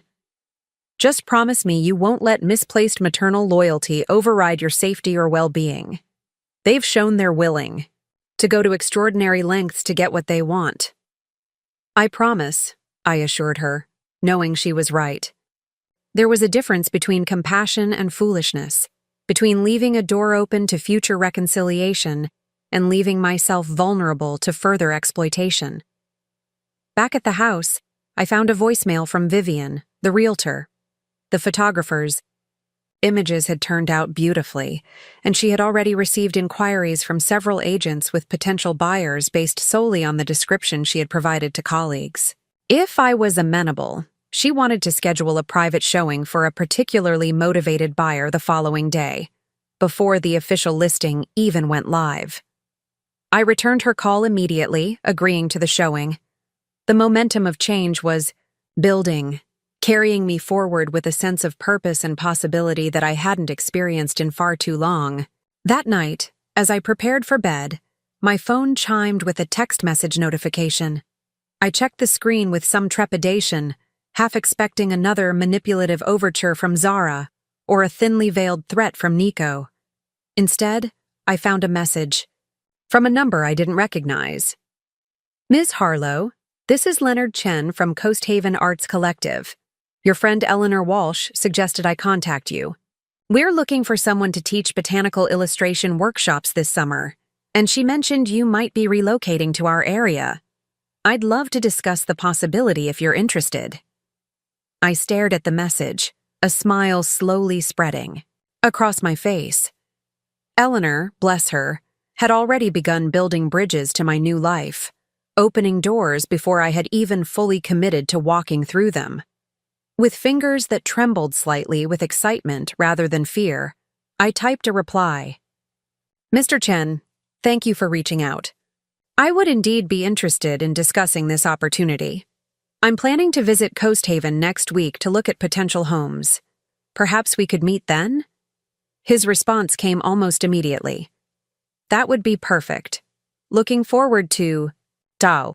I set the phone on my nightstand, feeling a sense of alignment that had been missing for too long. The house sale, the move to Coast Haven, the potential for new professional opportunities, all were falling into place with a synchronicity. That felt almost magical after months of struggle and conflict. Tomorrow would bring the first potential buyer, another step toward freedom from the past and opening to the future. Whatever Zara and Nico might attempt next, I was moving forward. Not running away, but running toward a life reimagined on my own terms. The following morning, I woke early, driven by a combination of anticipation and practical necessity. The house needed to be immaculate for the showing scheduled for 11 o'clock. I spent the early hours tidying, arranging fresh flowers in strategic locations, and opening windows to allow spring breezes to freshen rooms that had felt stifling for too long. At 10:30, Vivian arrived to prepare for the showing, moving through each room with a professional eye, making minor adjustments to furniture placement and lighting. The buyers are a couple in their 40s, both physicians moving here from Seattle for positions at Willowbrook Memorial. They're looking for a family home in an established neighborhood, and they're prepared to act quickly. Perfect, I said, gathering my purse and keys. Sellers typically left during showings to allow buyers to explore and discuss freely. I'll call you as soon as they leave, Vivian promised. If they're interested, and I suspect they will be, we could have an offer by this evening. The speed of developments was dizzying but exhilarating. As I drove away from my home, I felt none of the expected nostalgia or regret, only a buoyant sense of forward motion, of obstacles transforming into pathways. I decided to use the time during the showing to visit Coastal Community Bank and speak with Marlene Chen about the status of Zara and Nico's mortgage. I needed to determine whether to maintain it as an investment or sell it to another lender as part of my financial reorganization. Marlene greeted me warmly when I arrived, ushering me into her office overlooking the harbor. Meredith, how are you? I've been meaning to call you. We received some interesting communication regarding the Oak Ridge Heights property. My guard immediately went up. What kind of communication? An offer to purchase the mortgage, she said, opening a folder on her desk. From a corporate entity called Nexus Holdings. They're offering to buy the loan at face value. No discount, despite the history of payment issues. I frowned, puzzled by this development. That's unusual, isn't it? Most mortgage purchasers look for discounted notes. Very unusual, Marlene confirmed. It raised red flags immediately. We did some research on Nexus Holdings. It's a recently formed LLC with minimal public information available. However, she slid a document across the desk to me. We did find this in the corporate registration documents. The paper listed the managing members of Nexus Holdings LLC. The primary name was one I didn't recognize, but listed as a secondary member was a familiar name, Marcus Jennings. Nico's racquetball partner, I murmured. The realtor. You know him? Marlene asked, eyebrows raised. I know of him, I clarified. He's connected to my son-in-law. This is interesting. Interesting was an understatement. It was clearly another attempt to regain control by purchasing the mortgage from me. They would eliminate my financial leverage over Zara and Nico's housing situation. The question was, where had they found the resources for such a move? From what I had uncovered, they were deeply in debt with minimal liquid assets. I assume you're not interested in selling the mortgage? Marlene asked. Definitely not to Nexus Holdings, I confirmed, though I am considering my options as part of a larger financial restructuring. We spent the next hour discussing various scenarios, keeping the mortgage as an investment property, selling it to a conventional lender, or potentially converting it to a different type of asset. By the time I left the bank, I had a clearer understanding of my options, though no firm decision had been made. As I returned to my car, my phone rang, Vivian calling with news from the showing. They loved it, she announced without preamble. They're preparing an offer right now. Full asking price, minimal contingencies, and this is the truly extraordinary part. They're willing to close in 2 weeks if you can accommodate that timeline. My breath caught. 2 weeks? That's incredibly fast. They're motivated. The husband starts at the hospital next month, and they're currently in temporary housing. I told them about your interest in a quick sale, and they're eager to accommodate if it means securing the property. Tell them yes, I said without hesitation. I can be ready in 2 weeks. As I ended the call, a text message notification appeared on my screen. Leonard Chen from Coast Haven confirming our meeting for the following Tuesday. Things were moving faster than I had anticipated, but rather than feeling overwhelmed, I felt exhilarated. I called Eleanor to share the news, then Lawrence to ensure all legal aspects of the accelerated timeline could be accommodated. Both were supportive and practical in their responses, offering assistance with packing, reviewing documents, and managing the transition. By the time I returned home, Vivian had sent over the formal offer for my review, exactly as she had described, with terms that could not have been more favorable if I had drafted them myself. I signed immediately, setting in motion the final countdown to my liberation. That evening, as I sat on my back porch watching the sunset, a daily ritual I had maintained whenever possible throughout the tumultuous months of Zara and Nico's occupation, my phone rang once more. Zara's name appeared on the screen. I hesitated only briefly before answering. Hello, Zara. Mom. Her voice was tightly controlled, with an undercurrent of fury she wasn't quite managing to disguise. What do you think you're doing? You'll need to be more specific, I replied calmly. Don't play games. Marcus just called. You're selling the house? Without even discussing it with us? The presumption was so breathtaking I almost laughed. I wasn't aware I needed your permission to sell my own property, Zara. We had an agreement, she hissed.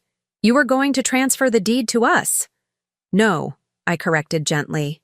You had a plan. I never agreed to it. In fact, I explicitly rejected it when I asked you to leave. This is insane, she spat. You're acting out of spite. You'd rather sell to strangers than help your own daughter? This isn't about spite, Zara. It's about making choices that support my well-being and future security, something you and Nico showed remarkably little concern for when you were plotting to ship me off to Sunset Haven. She fell silent for a moment, then changed tactics, her voice softening to the manipulative sweetness I had come to recognize all too well. Mom, please, we can work this out. We've all made mistakes, said things we didn't mean. But we're family. Doesn't that count? For anything? Family, I repeated thoughtfully. You know, I've been thinking a lot about that word lately. What it means, what it doesn't mean. And I've concluded that family isn't about blood or obligation or what you can extract from someone. It's about mutual respect, support, and genuine care. By that definition, Zara, we stopped being family some time ago, and it wasn't my choice. So that's it? Her voice hardened again. You're just cutting us off? Throwing away 35 years because of one bad patch? This wasn't one bad patch, Zara. This was a sustained campaign to take everything I have, my home, my autonomy, my dignity. And it hasn't stopped, has it? The guardianship petition, the false police report, the attempt to buy your mortgage through a shell company. These aren't the actions of someone who wants reconciliation. They're the actions of someone who sees me as nothing more than an obstacle to their financial security. Silence stretched between us, heavy with unspoken truths.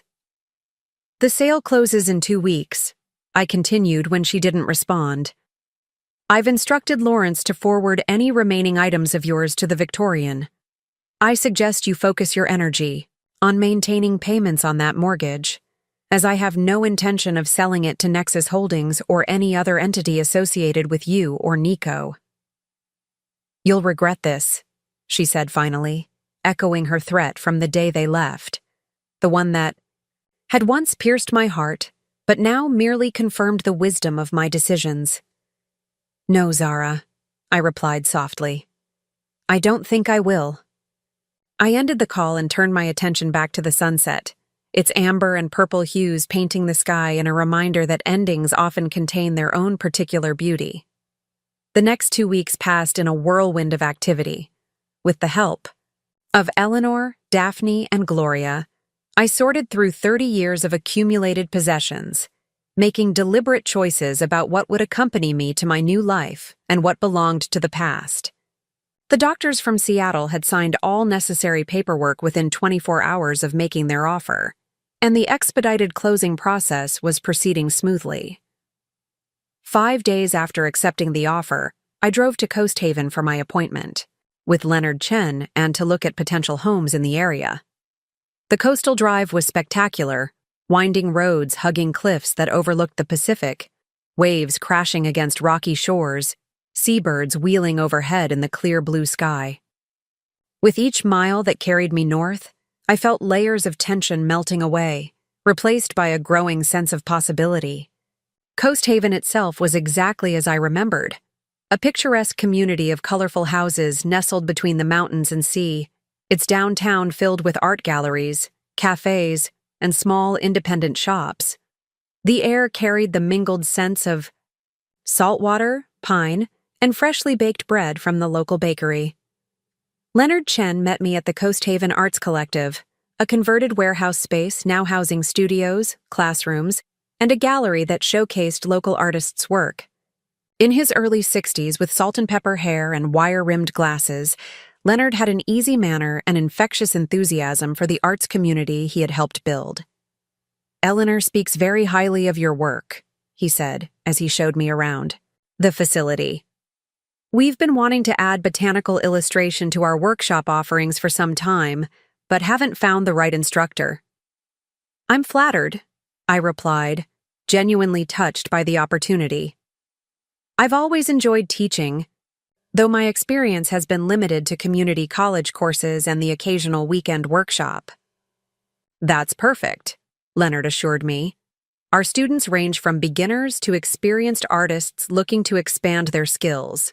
What matters most is passion for the subject and the ability to communicate that to others.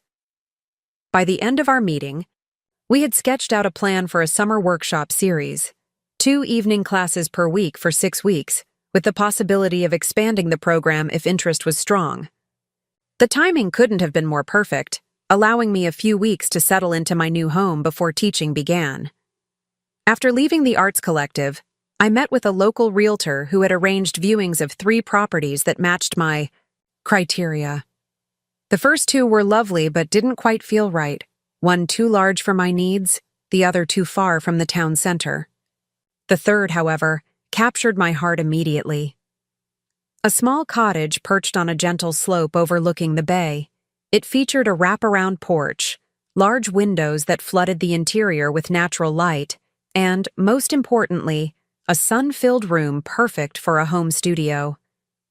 The backyard was modest but well-planted with native species and included a small greenhouse where I could cultivate specimens for my illustrations. "It's been on the market for a while," the realtor explained as we walked through the cozy living room.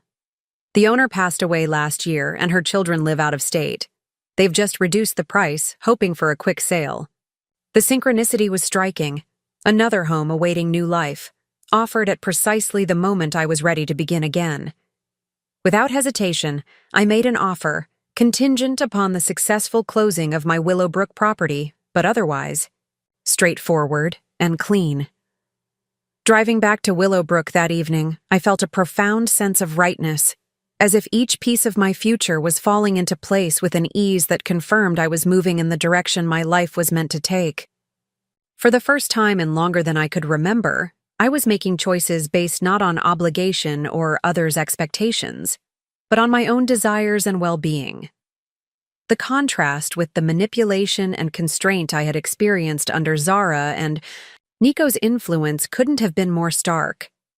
There, every decision had been weighted with calculation and hidden agendas. Here, there was only clarity and purpose. When I returned home, I found a formal letter from Lawrence had arrived in my absence.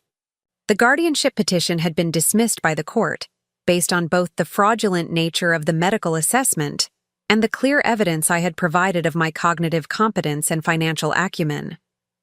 The judge had further ordered Zara and Nico to pay all legal costs associated with the proceedings, a small victory, but a meaningful one. I called Lawrence immediately to thank him for his excellent work. "Don't thank me yet," he cautioned. "They're not likely to give up so easily. The mortgage is still their primary concern, and as long as you hold it, they'll continue looking for ways to neutralize your control." "Let them try," I replied, surprising myself with the calm confidence in my voice. "I'm done being reactive. From now on, I'm 10 steps ahead." And indeed I was. Over the next week, as the closing date for my Willowbrook home approached, I finalized the purchase of the Coast Haven cottage, arranged for the transfer of utilities, scheduled movers, and began saying goodbye to the spaces that had witnessed so much of my life, both the joyful chapters and the painful ones. There was sadness, of course. This had been the home where Preston and I had built our life together, where we had raised Zara, celebrated birthdays and anniversaries, weathered storms both literal and metaphorical. Each room held memories that I would carry with me, regardless of who owned the physical space. But there was also a profound sense of liberation. The house had become a battleground, its walls absorbing the tension and betrayal of recent months. Leaving it behind felt like setting down a heavy burden I hadn't fully acknowledged the weight of until it was lifting. 2 days before closing, as I supervised the movers packing the last of my belongings, my doorbell rang. I opened it to find Nico standing on my porch, his expression an unconvincing attempt at contrition. "Meredith," he began, shifting uncomfortably, under my steady gaze. "I was hoping we could talk." "About what exactly?" I asked, making no move to invite him inside. He glanced past me at the moving boxes visible in the entryway. "You're really going through with this? Did you think I wouldn't?" He sighed, running a hand through his hair in a gesture I had once found charming, but now recognized as calculated, part of the persona he adopted when attempting to manipulate. "Look, things got out of hand. We all made mistakes. But is selling the house and moving away really the answer? What about reconciliation?" "Reconciliation requires acknowledgement of harm and genuine remorse," I pointed out. "I've seen neither from you or Zara." That's not fair, he protested. We're here, aren't we? Trying to make things right. Are you? I raised an eyebrow. Or are you here because your latest attempts to regain control? The guardianship petition, the police, report, the shell company offer on your mortgage have all failed? A flash of anger crossed his face before he could suppress it. You've become so cynical, Meredith. This isn't like you. You have no idea what's like me, Nico, I replied calmly. You never bothered to know me as a person, only as a resource, to be exploited. He shifted tactics, his voice softening. Zara's devastated, you know. Whatever you think of me, she's still your daughter. She grew up in this house, and now you're selling it to strangers without even giving her a chance to… To what? I interrupted. To buy it? With what money? Or perhaps you mean without giving her the chance to take it from me through manipulation and lies. I've given Zara chances her entire life, Nico. What I haven't given her, what I should have introduced much earlier, are consequences for her actions. He stared at me for a long moment, the mask of contrition slipping to reveal the cold calculation beneath. This isn't over, you know. The mortgage is mine, I finished for him, and will remain so unless and until I decide otherwise. You're welcome to refinance with another lender if you can find one willing to take on your credit risk. Otherwise, you'll continue making payments to me according to the terms we established. Without another word, he turned and walked back to his car, where I now noticed Zara waiting in the passenger seat. She didn't look at me as they drove away. I closed the door without regret, returning to the work of closing one chapter of my life and opening another. The closing itself was anticlimactic. Paperwork signed, keys handed over, funds transferred. The young doctors who had purchased my home were clearly excited about beginning their new life there, already discussing renovations and improvements they planned to make. I found myself genuinely happy for them, hoping they would create memories, as meaningful as those I was taking with me. I spent that night at Eleanor's home, surrounded by friends who had arranged a small farewell gathering. There were tears, certainly, but also laughter and a palpable sense of celebration for my new beginning. These women had stood by me through the darkest months, offering practical help and emotional support without judgment or condition. They were, I realized, more family to me than my own daughter had proven to be. We've made plans to visit next month, Daphne announced over dessert. Gloria's sister has a beach house just south of Coast Haven that she's offered for a long weekend. You won't be rid of us that easily. I'm counting on it, I replied, genuinely moved by their commitment to maintaining our connection despite the distance. Early the next morning, I began the drive north to Coast Haven, my car packed with essentials for the first few days in my new home. The moving truck would arrive the following day with the furniture and boxes I had selected to accompany me into this next chapter. As I crested the final hill before Coast Haven came into view, I pulled over at a scenic overlook to take in the panorama of the town, the bay, and the endless horizon of the Pacific. The sun was just beginning to burn away the morning mist, golden light spilling across the water and illuminating the colorful buildings nestled between shore and mountains. Somewhere in that picturesque scene was my cottage, my new home, my sanctuary, my fresh start. And beyond the physical space were new connections waiting to be formed, creative work waiting to be done, experiences waiting to unfold. I touched the diamond pendant at my throat, Preston's gift, now a talisman of strength rather than a reminder of loss. I think you'd approve, I said softly to his memory, of all of it. As I pulled back onto the coastal highway for the final stretch of my journey, my phone rang through the car's speaker system. Unknown number. For a moment, I considered ignoring it, not wanting to risk Zara or Nico intruding on this moment of transition. Instead, I answered, "Hello? Ms. Harlow, this is Vivian Holcomb. I hope I'm not calling too early." "Not at all, Vivian. What can I do for you?" I just received a rather unusual inquiry about you, she said, her voice carefully neutral. A woman named Zara Patterson called claiming to be your daughter. She was quite insistent about needing your new address for, quote, important family documents that needed to be forwarded immediately. I smiled, unsurprised by this latest attempt. And what did you tell her? That client information is confidential, of course, but I thought you should know she's actively trying to locate you.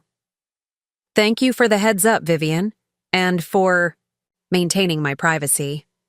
Of course. I wish you all the best in your new home, Ms. Harlow. You've handled a difficult situation with remarkable grace. After ending the call, I continued driving toward Coast Haven, feeling no anger at Zara's predictable attempt to track me down. Only a quiet certainty that I had made the right decision in keeping my new location private. The cottage was even more charming than I remembered. The cleaning service I had arranged had left it spotless, windows gleaming in the late morning sun. I carried my overnight bag and a small box of personal items inside, setting them down in the entryway before walking slowly through each room, mentally placing furniture, planning where art would hang, imagining the space filled with light and life. In the kitchen, I found a welcome basket from the local realtor, fresh bread, cheese, fruit, and a bottle of wine. A handwritten note welcomed me to Coast Haven and invited me to a community potluck the following weekend. I made a simple lunch and carried it out to the porch, settling into a chair overlooking the bay. Birds called from nearby trees, and the distant sound of waves provided a gentle soundtrack to my thoughts. Tomorrow would bring the practical work of unpacking and organizing. Next week would bring the start of my workshop preparations at the Arts Collective. Beyond that stretched a future I was now free to shape according to my own desires and values. As for Zara and Nico, I harbored no illusions that they had accepted defeat. They would likely continue their attempts to locate me, to regain control of the mortgage, to manipulate circumstances to their advantage. But from this distance, both physical and emotional, their machinations no longer held power over my daily existence. I had established boundaries, reclaimed my autonomy, and created consequences for their actions. Whether they eventually learned from those consequences was entirely up to them. My responsibility now was to myself, to the authentic connections I chose to nurture, and to the creative work that gave my life meaning. The diamond pendant caught the sunlight, sending prisms of color across the porch railing. Once again, I touched it gently, feeling its solid presence against my skin. When my daughter made me sleep in the attic, I said softly to the ocean breeze, I revealed I own their entire mortgage, but more importantly, I discovered I own my entire life. The revelation wasn't in the financial power I had reclaimed, though that certainly mattered. The true revelation was in recognizing my own worth beyond what I could provide to others, in choosing self-respect over exploitation, authenticity over manipulation, forward motion over stagnation in toxic patterns.